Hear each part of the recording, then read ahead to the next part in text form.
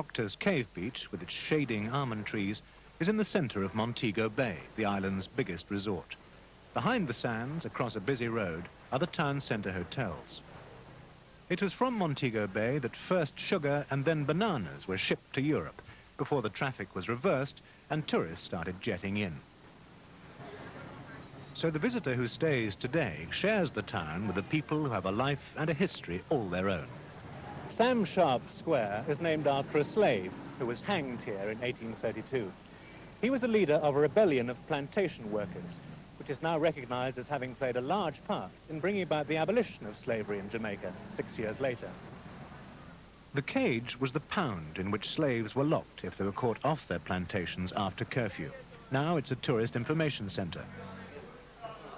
Tourists have their own shopping areas in the town where they can buy things both Western and West Indian.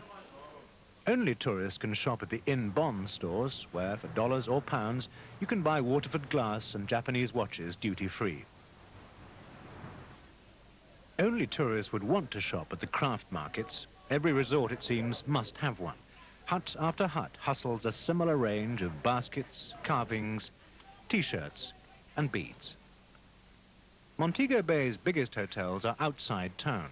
This one is about 5 miles from the centre, and so has its own shops, as well as 3 restaurants and bars, a disco and video cinema for its 1,000 guests. Right on the beach, it's the base for some of the cheapest holidays on the island, which for the first time are being offered by the tour company which put Miami on the British holiday map. It wasn't just the climate that first brought the British to Jamaica. Mansions like Greenwood weren't built of sunbeams. This was one of 3 great houses on a single vast plantation owned by the Barrett family. Greenwood was used mainly for entertaining. The ballroom, which dates from about 1780, is the oldest part. It's furnished with superb antiques, like all the other rooms.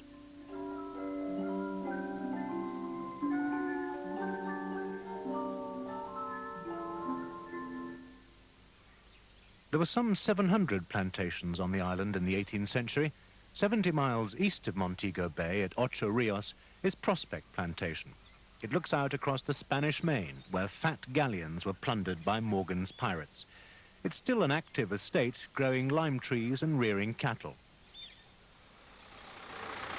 Join one of the regular tours and you'll find out what it takes to be a sugar daddy. A byproduct of a sugarcane, which is called the molasses.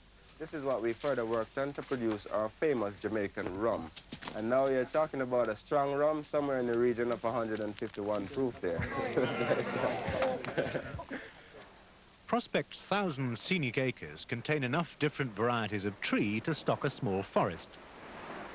Among them pimento, from which aftershave is made, mahogany for furniture, and coconut for more or less everything else. We use the limbs for thatching roofs and for making things like straw hats and baskets. Those maracas you heard in calypso shaking, all made from the coconut.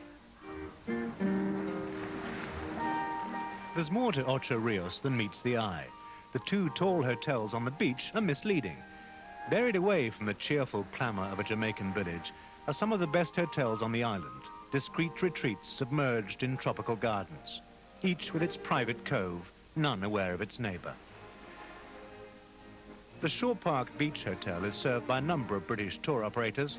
From the sands in front of it on the curve of Cutlass Bay, you can sail, fish, ski, snorkel, or simply swim. Dunn's River Falls are unique value by any standards. Admission is 50p, and the idea couldn't be simpler. From the beach at the bottom, beneath the shade of the breadnut trees, you climb a waterfall. Imagine Jacob's Ladder in a jacuzzi, and you'll get some idea of what this is like. The rocks are slippery and the pebbles a bit hard on the feet, but I must say it's one of the most exhilarating experiences I've ever had.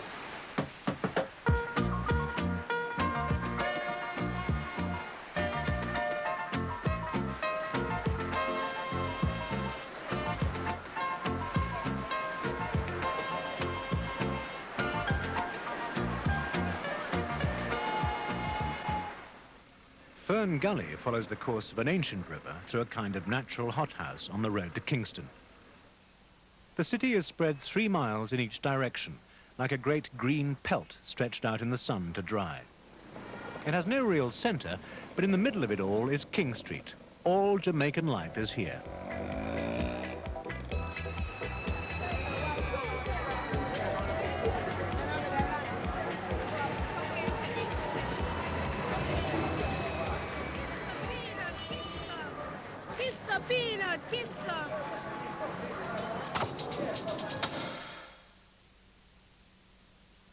Had that sign stood here, its Canute-sized optimism might have been better fulfilled.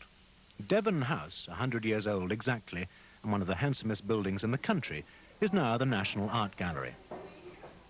Spanish Town, just outside Kingston, was the capital until 90 years ago. In its square is the old King's House, where the governor lived, though nowadays it's simply keeping up appearances.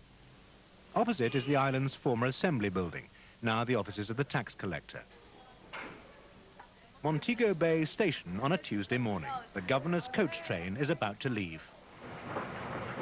Within minutes, it's out of town and through the fields of sugarcane, climbing steeply into the hills of the interior. The day trip, 40 miles inland, passes through villages like Anchovy, Cambridge and Magotty. At Catadupa, the women line the street with vivid material. Do you think that'll suit me? The dress or shirt for which you're fitted on the way up in the morning will be ready to wear on the way down in the afternoon. Well, I think it's a triumph, don't you? Do you think it suits me? Of course. That's what they call being railroaded. But the shirt is yours for tonight. Before that, the train will climb further into the mountains, until eventually it gets just about as far from a beach as it's possible to be. But, true to the slogan, the folks on board will still feel close to Jamaica, and not just because of the rum punch and the calypso. Nobody never trouble me yet, as I say. Nobody never trouble me yet. Nobody never trouble me yet. Oh, no, no, no. Nobody never trouble me yet.